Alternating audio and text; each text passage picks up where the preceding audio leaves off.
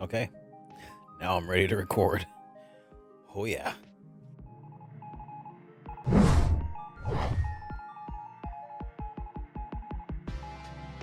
Good morning to you. I am SuperDerek and welcome to today's JRPG weekly update.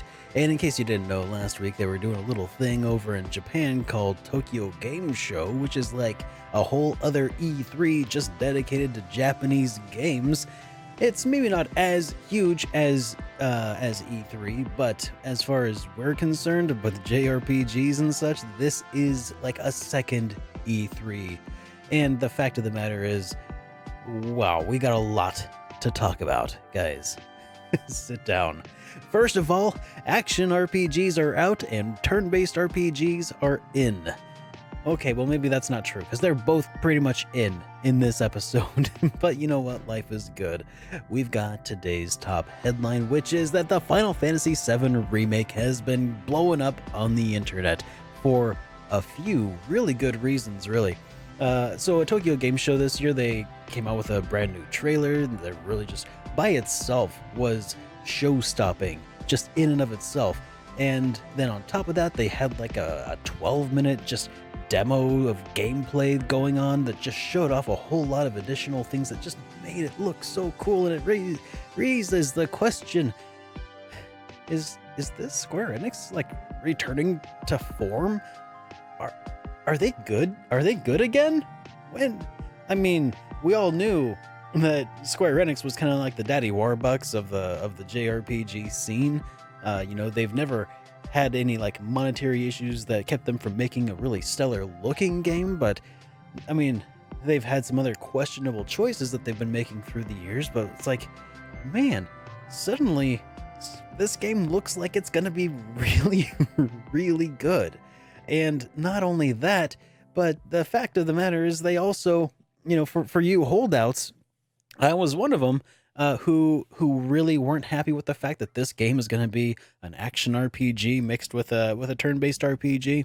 Well, Square Enix got your back, guys, because during this demo they also unveiled that they have this other mode, I guess they showed off a couple difficulty modes, but then they showed off this classic mode for playing the game, which is basically just a turn-based RPG mode to play Final Fantasy VII.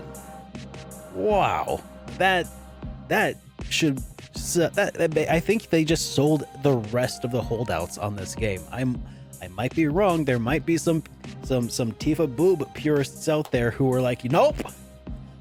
But I'm pretty sure, except for that like very small sliver of people that care about that one thing or two things so much, that I think everybody, oh my god, guys, I'm so stoked. Anyways, we got a couple of other things to talk about here at Tokyo RPG Factory. At Tokyo Game Show, they also had a demo of Ys IX Monstrum Nox. They actually had a bunch of trailers, and I want to talk about them all so much, but this trailer was actually more of like an 11, or what was it? Was this a 15-minute gameplay trailer? It is amazingly long, and the game looks like it looks like Ys VIII on Nintendo Switch, but on PlayStation 4, and it looks really good. I mean, there's not really a whole lot else to say. It looks like it plays a lot like that, but with some added gameplay mechanics. I highly recommend checking that out if this is a game you're interested in. Then again, maybe the fact that it's got this huge demo, this whole gameplay thing, maybe that might ruin part of it for you. I don't know, if you would rather, stay under that rock. I don't know. What do you guys think? Are you more along the lines of show me everything, or are you more along the lines of I want to stay in the dark, show me nothing? That's kind of an interesting balancing act. I wonder if the fact that you're here watching an RPG news show might skew those figures. Yeah, probably. But anyways, there was also another trailer for Yakuza 7, and this one had a massive 15-minute gameplay demo. And again, I talked about this last week, but Yakuza 7 is going to be a turn-based RPG, and that battle system looks great. Man. But you know what? Besides these new trailers that were just pretty cool and these gameplay demos that looked pretty cool, we also got some new games that were announced at this year's Tokyo Game Show. So I'll start off. I'll ease us into it. The new Atelier collection was announced for PlayStation 4, Switch, and PC, and this is going to be the Atelier Dusk trilogy, which includes Ayesha, Esha and Logi, and Shali, the deluxe editions of these games, which include editions from the plus versions of the games and all of the DLCs that you could have gotten with those. And there hasn't really been a release date announced yet, and a worldwide release date has been confirmed though, so you at least have that to look forward to. We here in the US will be getting that, no question about it. And this isn't a new game that was announced, but while we're on the subject of Atelier, Ryza did also get another trailer out there leading up to its launch, and Ryza is coming out on PC, Switch, and PS4, and that's also coming to the US, and coming to the US on October 29th, and November is getting it on, US is getting it October 29th, and Europe is getting it November 1st. So just around the corner, really.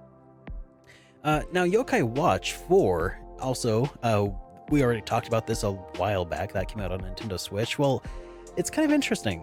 This game is getting ported over to the PlayStation 4, which is really kind of interesting because every Yokai Watch game up to this point has been like a 3DS exclusive or coming to Nintendo Switch, but apparently it didn't really do that well in Japan when it first launched over there.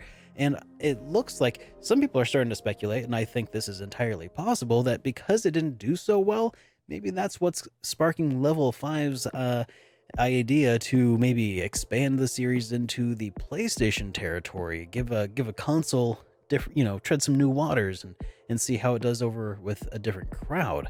And no release date has been given yet, and no Western release date or Western release at all has really been announced either.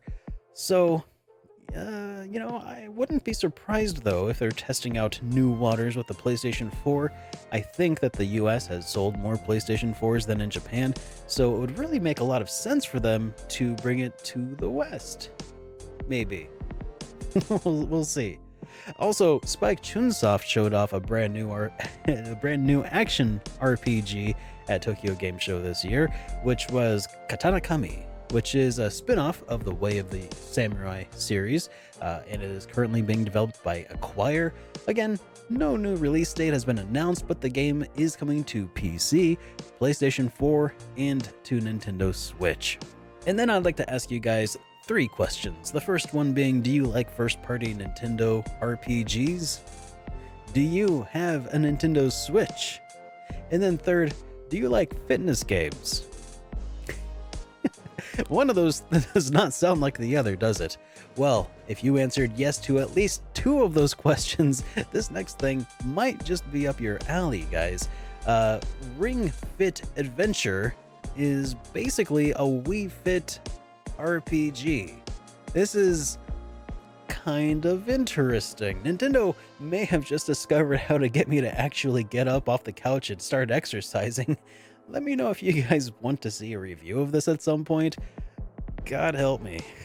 Ring Fit Adventure is launching on October 18th worldwide this year. Wow. Anyway, in localization and release date updates, we got some interesting news here regarding Final Fantasy Crystal Chronicles Remastered. So this is coming to the Switch, PS4, iOS, and Android on January 23rd of 2020, and this game is going to have cross-platform co-op as well as cross-saves have been confirmed as well, which is pretty interesting. Romancing Saga 3 and Scarlet Grace Ambition also received new trailers at Tokyo Game Show this year. Looks like it comes with a couple of new release dates for these as well. Romancing Saga 3 will be getting released on November 11th of this year, and then Scarlet Grace Ambitions will be releasing on December 19th. Now, Romancing Saga 3 will be available on the PlayStation 4, on Vita, on Switch, Steam, Xbox One, that is, iOS, and Android, while Scarlet Grace Ambitions will just be coming to Nintendo Switch, PS4, Steam, iOS, and Android. So they're coming to a lot of platforms. So if you're at all interested in these games and have a phone or a console, you may be in luck. Also, Tales of Arise got a new trailer at Tokyo Game Show, and it just looks amazing. And it kind of raises an interesting question. Why isn't everyone just developing RPGs on Unreal now?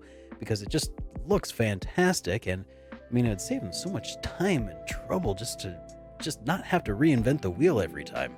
Anyways, no new release dates have been given as of yet, but the game is going to be coming to Xbox One, PC, and to PlayStation 4. Also at Tokyo Game Show, Trials of Mana got a gameplay demo that looks absolutely stunning. Shows off the remake in the way that Secret of Mana should have been made, and it looks like the game will play much more similarly to Ys VIII. So that's great. Just based on that gameplay footage that we've been seeing, this is going to be fantastic, and I can't wait. Now, Shin Sakura Wars also got a new trailer at Tokyo Game Show. Basically, all of what I'm talking about this week is going to be something to do with Tokyo Game Show, but they got a new trailer, and although I've never played any of the Sakura Wars games, and I don't particularly even care for mechs, I can admit that this game looks gorgeous.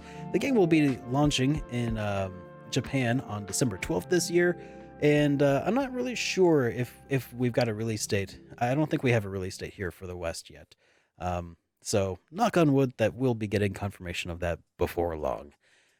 Also, Dragon Ball Z Kakarot got a new trailer and release date at Tokyo Game Show, of course. The new trailer shows off scenes from the Buu saga of Dragon Ball Z, and that looks so good. The game's also coming to PlayStation 4, Xbox One, and to PC on January 17th. Also, Star Ocean First Departure R got another gameplay trailer, and it also got a launch date. So far, the game appears to be completely faithful to the PSP release, plus some additional features including voice acting, audio options, including the original Super Famicom cast. Looks like we are also getting various speed options and the ability to adjust the game's difficulty. The game will be launching worldwide on December 5th of this year. That is a lot sooner than I had expected. Kingdom Hearts 3's upcoming DLC, Remind, also got a new trailer and a release date as well. It's coming to PlayStation 4 and Xbox One in in Japan on January 25th, and then worldwide on January 29th. Man, we got a lot of news to get through today, don't we? In other news, last week we talked about Dragon Quest 1 through 3 getting that release in Japan on Nintendo Switch, and how there wasn't really an English version available announced. However, the Asia regions would be including an English language option. Well, PlayAsia has started taking pre-orders now for the physical copies at $40 each basically, and an expected ship date of October of 2019. So, if you really just don't feel like holding out for a US or European release, this is an option to get a physical copy of Dragon Quest 1 through 3 for just about $40, which really ain't bad if you consider some of the alternatives. In SuperDerek news last week, I've begun my playthrough of Shadows of Adam over on Twitch, and so far, I'd say it's going really, really well. I'm having a blast.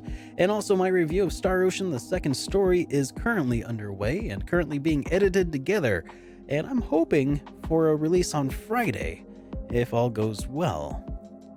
Knock on wood. And then lastly, a sort of small bit of news, but something I'd still like to draw your attention to, is that I'm trying to fund some upgrades for the show, including camera, lighting, sound, computer, and so on. Some things that'll help me move this whole production over to 4K resolutions. That would be my ideal.